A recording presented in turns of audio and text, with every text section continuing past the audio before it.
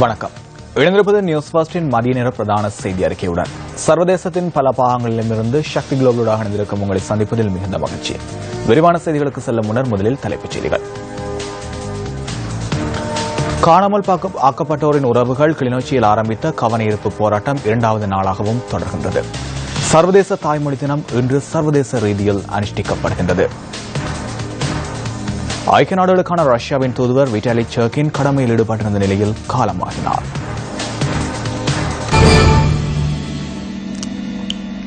தொடர்வது விரிவான செய்திகள்.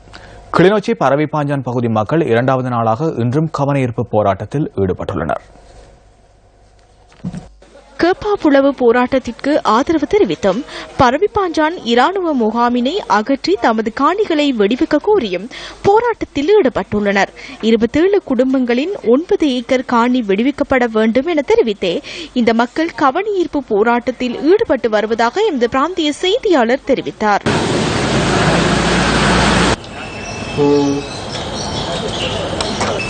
நாங்கள் இன்றைக்கு 2ஆம் நாளாக இந்த கவனஈர்ப்பு போராட்டத்தை மேற்கொண்டு வருகின்றோம்.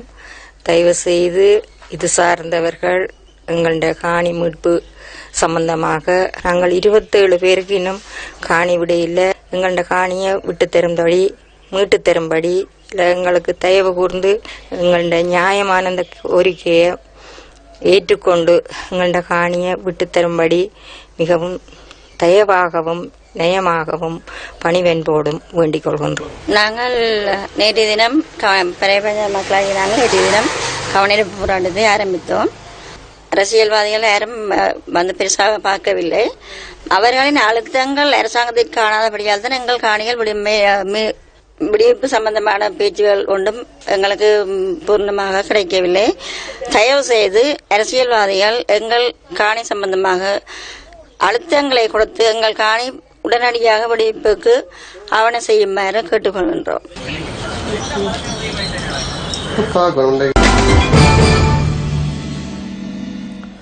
காணாமலாக்கப்பட்டோரின் உறவுகள் கிளிநொச்சியில் நேற்று ஆரம்பித்த கவனஈர்ப்பு போராட்டம் இரண்டாவது நாளாகவும் இன்றும் தொடர்கின்றது. கிளிநொச்சி காணாமல் ஆக்கப்பட்டோர் சங்கத்தின் ஏற்பாட்டில் இந்த போராட்டம் முன்னெடுக்கப்பட்டு வருகின்றது.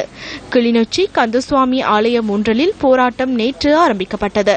ஐக்கிய நாடுகள் சபையினால் இலங்கைக்கு கால அவகாசம் வழங்கக்கூடாது எனவும் காணாமல் ஆக்கப்பட்ட தமது உறவுகளை கண்டுபிடித்து தருமாறும் கோரி தொடர் போராட்டம் முன்னெடுக்கப்பட்டு வருகின்றது.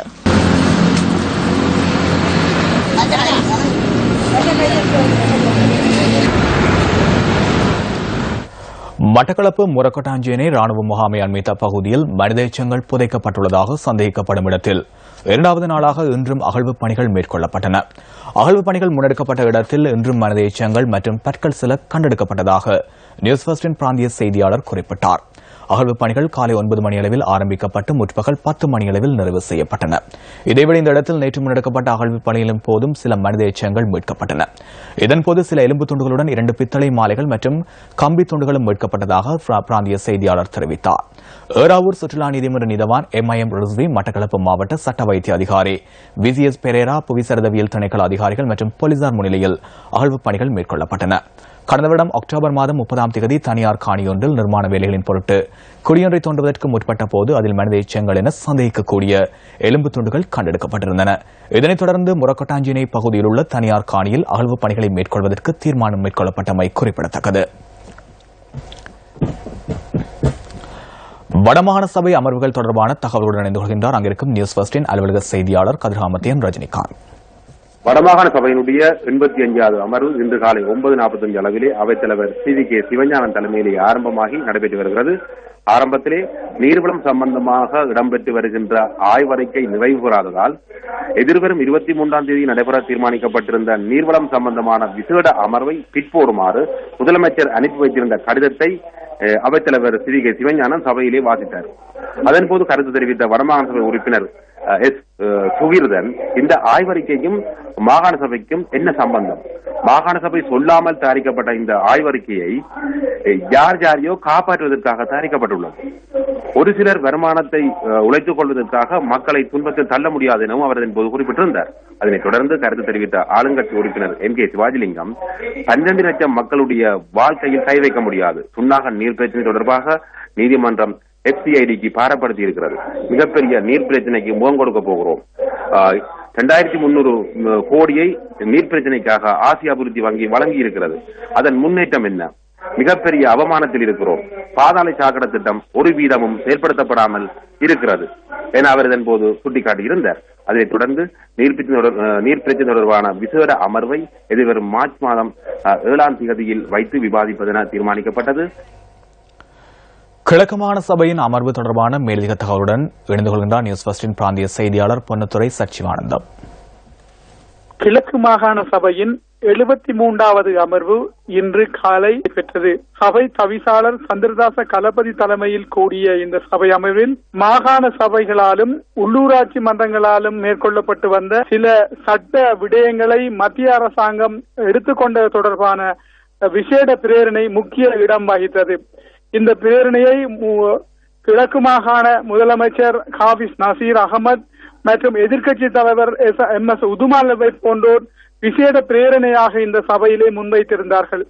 இந்த உள்ளூராட்சி மன்றங்களுக்கு வழங்கப்பட்டிருந்த திட்டங்களுக்கான அனுமதி வழங்குதல், தொழில்துறைகளுக்கான அங்கீகாரம் வழங்குதல், எரிபொருள் நிலையங்கள், தேசிய முக்கியத்துவம் வாய்ந்த கட்டிடங்கள் நிர்மாணித்தல் போன்றவற்றுக்கான அங்கீகாரங்கள் வழங்குகின்ற அந்த அதிகாரத்தை நகர அபிவிருத்தி அதிகார சபைக்கு வழங்குவதற்காக அமைச்சு மூலம் எடுத்துக்கொண்ட விடயம் மிக முக்கியமாக ஆராயப்பட்டது.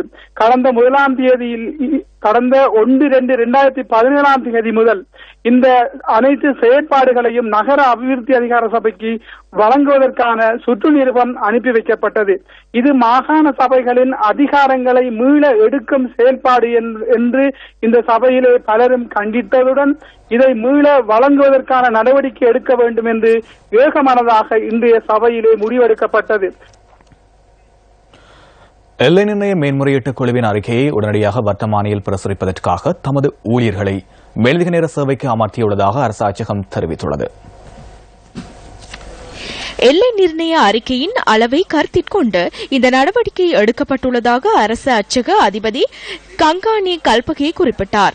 எல்லை நிர்ணய அறிக்கையை தமிழ், சிங்களம் மற்றும் ஆங்கிலம் ஆகிய 3 மொழிகளிலும் வர்த்தமானியில் பிரசுரிப்பதற்கு நடவடிக்கை எடுக்கப்பட்டுள்ளதாகவும் அவர் சுட்டிக்காட்டினார்.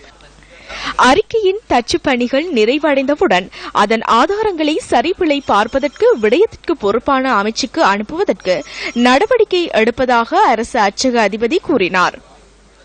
இந்த ஆதாரங்கள் கட்டம் கட்டமாக அமைச்சுக்கு அனுப்பப்படுவதுடன் எதிர்வரும் 2 வாரங்களுக்குள் அந்த பணிகளை நிறைவு செய்வதற்கு எண்ணியுள்ளதாக அவர் மேலும் தெரிவித்தார்.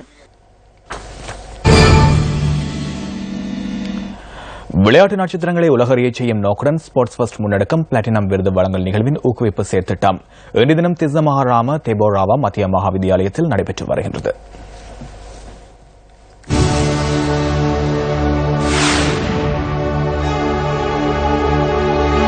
அம்பாந்தோட்டை மாவட்டத்தில் நடைபெற்றது. அதாவது திஸ்ஸமஹாராம தேபோராவா மகாவித்தியாலயத்தில் அதிசிறப்பாக நடைபெற்ற இந்த நிகழ்ச்சியில் இந்த பாடசாலையின் மாணவிகளின் நடனங்கள் எமது நிகழ்ச்சியை அலங்கரித்தன. அதேபோன்று இந்த பாடசாலைக்கு இன்றைய தினத்தில் மகளிருக்கான ரக்பி விளையாட்டும் அறிமுகப்படுத்தப்பட்டது. இதனைத் தவிர எமது பிரதான நோக்கமான இந்த மாவட்டத்துக்கு பெருமை சேர்த்த வீராங்கனைகளை கௌரவிக்கும் திட்டத்தில் இன்றைய தினத்தில் இந்த மாவட்டத்திலிருந்து 4 வீராங்கனைகள் தெரிவு செய்யப்பட்டிருந்தார்கள். இவர்கள் 4 மெய்வல்லுநர் போட்டியாளர்கள். அந்த வகையில் இந்த மாவட்டத்தின், அதாவது ஹம்பாந்தோட்டை மாவட்டத்தின் அதிசிறந்த போட்டியாளருக்கான பதக்கம் பாக்யா நில்மினி வசமானது. அவர் தடை தாண்டல் ஓட்டத்தில் ஆற்றலை வெளிப்படுத்திய ஒரு வீராங்கனை. அதாவது அகில இலங்கை மட்டத்திலும் அதேபோன்று அகில இலங்கை பாடசாலைகள் மட்டத்திலும் சாதனை ஓட்டத்தை பதிவு செய்த ஒருவர். அந்த வகையில் அவருக்கு இன்றைய தினம் இந்த பதக்கம் கிட்டியுள்ளது. அத்துடன் இன்றைய தினம் இந்த பாடசாலைக்கு ரக்பி விளையாட்டு அறிமுகப்படுத்தப்பட்டிருக்கிறது. இதனூடாக இங்கிருந்து ரக்பி விளையாட்டுக்கு மகளிர் வீராங்கனைகளை தெரிவு செய்யும் எதிர்பார்ப்பு இருக்கின்றது. அதாவது தேசிய மகளிர் குழாமுக்கான ரக்பி குழாமை அமைப்பதே இந்த திட்டத்தின் நோக்கமாகும். ஸ்போர்ட்ஸ் ஃபெஸ்டுக்காக தேபோராவா மகாவித்தியாலயத்திலிருந்து ராஜலிங்கம், திரிஷானு.